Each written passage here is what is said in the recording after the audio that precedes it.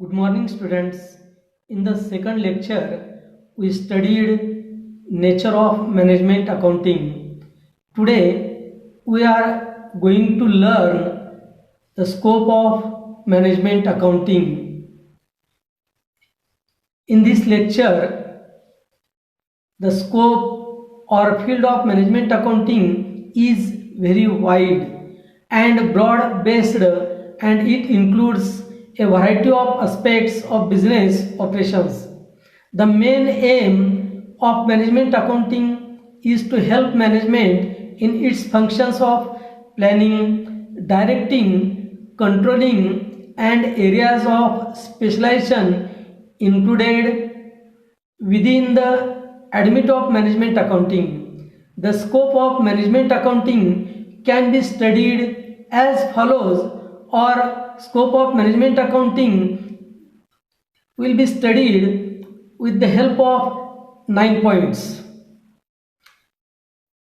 विद्यार्थ्यांनो, मागच्या तासिकेमध्ये आपण व्यवस्थापन लेखांकनाचे स्वरूप आपण पाहिले. आजच्या या तासिकेमध्ये व्यवस्थापन लेखांकनाची व्याप्ती अभ्यासायची. व्यवस्थापन लेखाची व्याप्ती किंवा क्षेत्र बरेच विस्तृत आधारित आहे आणि त्यात व्यवसायातील कामकाजाच्या विविध पैलूंचा समावेश आहे. व्यवस्थापन लेखांकनाचे मुख्य उद्दिष्ट म्हणजे व्यवस्थापन लेखा संचलन नियंत्रण आणि व्यवस्थापन लेखा प्रवेशात समाविष्ट असलेल्या विशिष्ट क्षेत्रातील कार्य व्यवस्थापनास मदत करणे होय. व्यवस्थापन लेखाच्या व्याप्तीचा अभ्यास खालीलप्रमाणे केला जाऊ शकतो किंवा आपण 9 मुद्द्यांच्या साहाय्यानं याचा आपला अभ्यास करायचा आहे. The first point is financial accounting.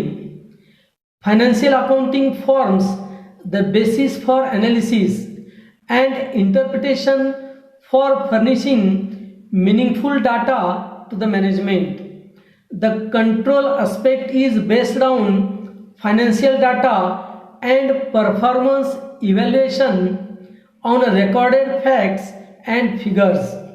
So, management accounting is closely related to financial accounting in many aspects.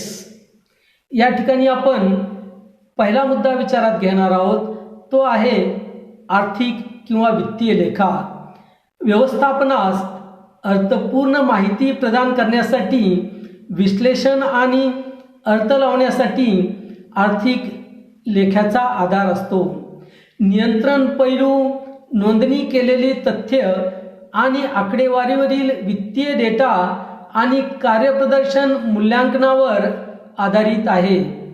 तर व्यवस्थापन लेखा अनेक बाबतीत आर्थिक लेखाशी संबंधित आहे. The second point is cost accounting. Cost accounting is the process and techniques of ascertaining cost.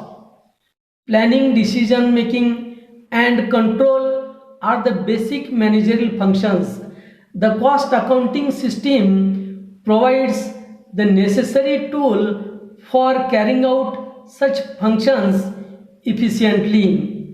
The tools include standard costing, inventory management, variable costing, etc.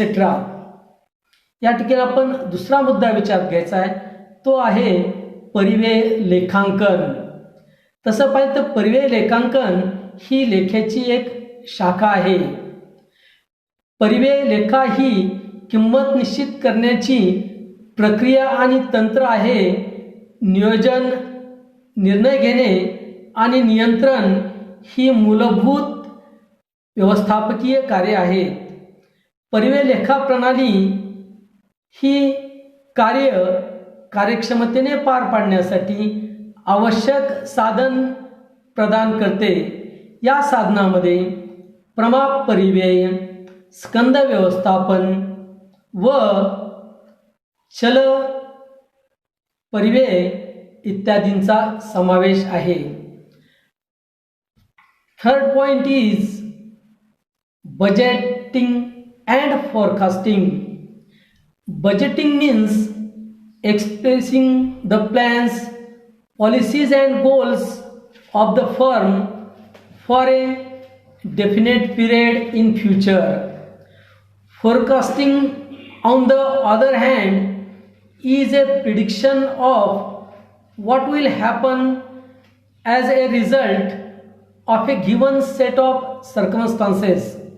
Forecasting is a judgment, whereas the budgeting is an organizational object or goal.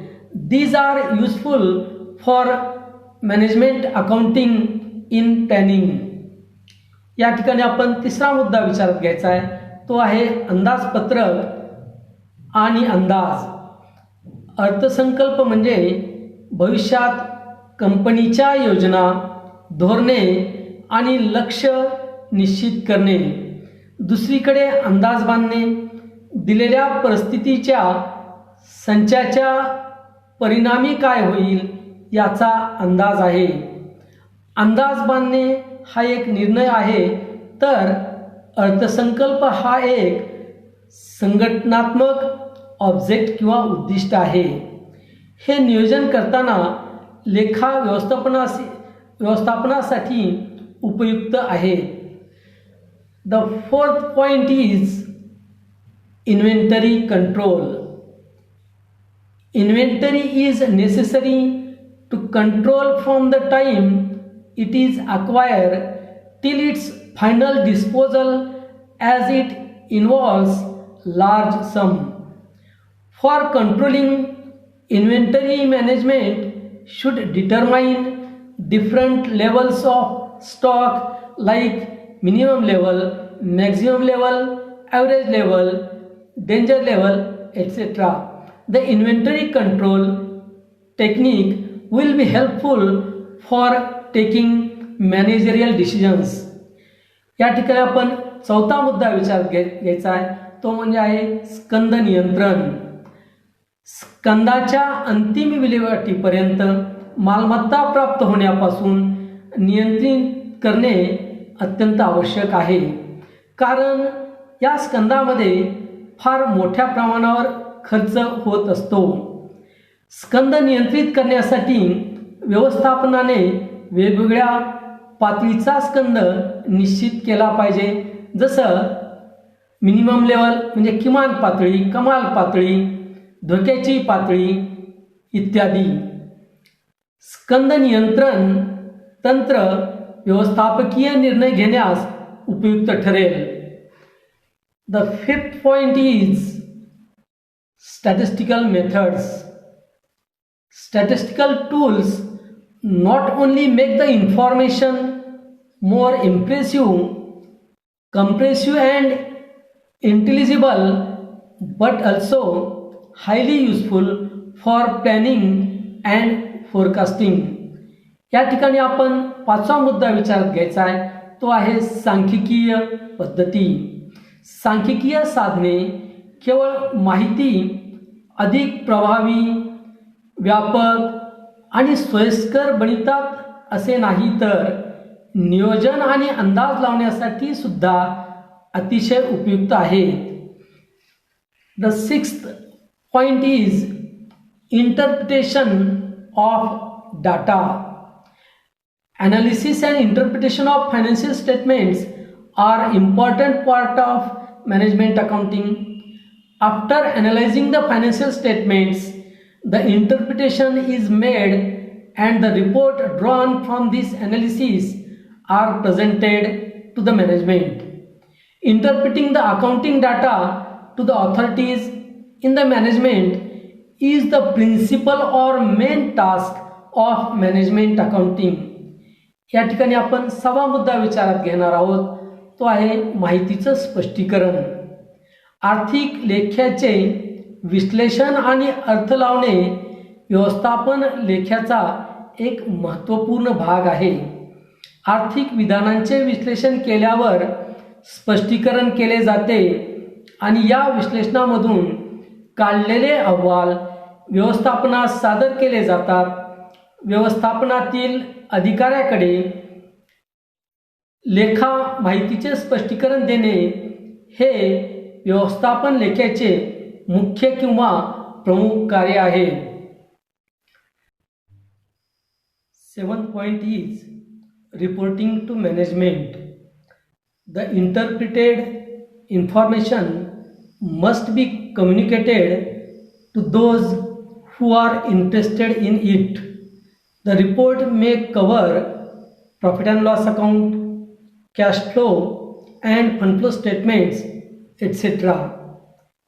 या 7व्या मुद्द्यामध्ये आपल्याला विचार घ्यायचा आहे व्यवस्थापनास अहवाल सादर करणे किंवा अहवाल देणे. भाषांतरित केलेली माहिती ज्यांना त्यात रस आहे किंवा ज्यांचे हितसंबंध आहेत त्यांनाच ही माहिती दिली पाहिजे. या अहवालात नफा आणि तोटा खाते, रोख प्रवाह आणि निधी प्रवाह विवरण इत्यादींचा समावेश असू शकतो. The 8th point is internal audit and tax accounting. Management accounting studies all the tax matters to assist the management in investment decisions. Internal audit system is necessary to judge the performance of each department. Management is able to know deviations in performance through internal audit. It also helps management in fixing responsibility of different individuals.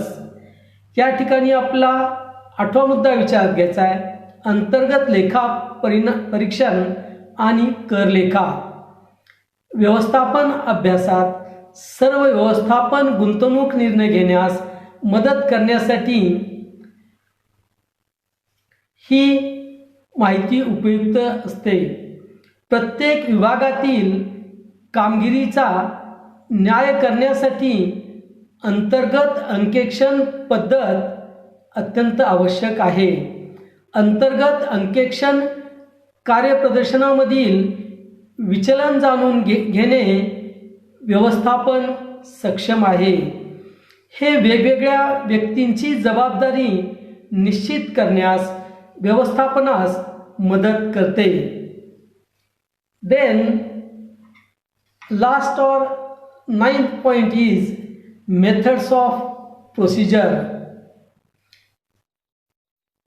This includes maintenance of proper data processing and other office management services. It may have to deal with filing, copying, duplicating, communicating and management information system, and also may have to report about the utility of different office machines. या ठिकाणी आपला शेवटचा मुद्दा विचारात घ्यायचा आहे तो आहे प्रक्रियेच्या पद्धती. प्रक्रियेच्या पद्धतीत योग्य माहिती प्रोसेसिंग आणि इतर ऑफिस मॅनेजमेंट सर्व्हिसेसची देखभाल समाविष्ट आहे. याकरिता फायलिंग, कॉपी करणे, डुप्लिकेट्स, संप्रेषण आणि व्यवस्थापन माहिती प्रणाली सामोरे जावे लागू शकते आणि वेगवेगळ्या ऑफिस मशीनच्या उपयोगितेबद्दल देखील माहिती द्यावी लागू शकते. धन्यवाद. या ठिकाणी आपण व्यवस्थापन लेखाकरणाची व्याप्ती 9 मुद्द्यांच्या साहाय्याने अभ्यासली.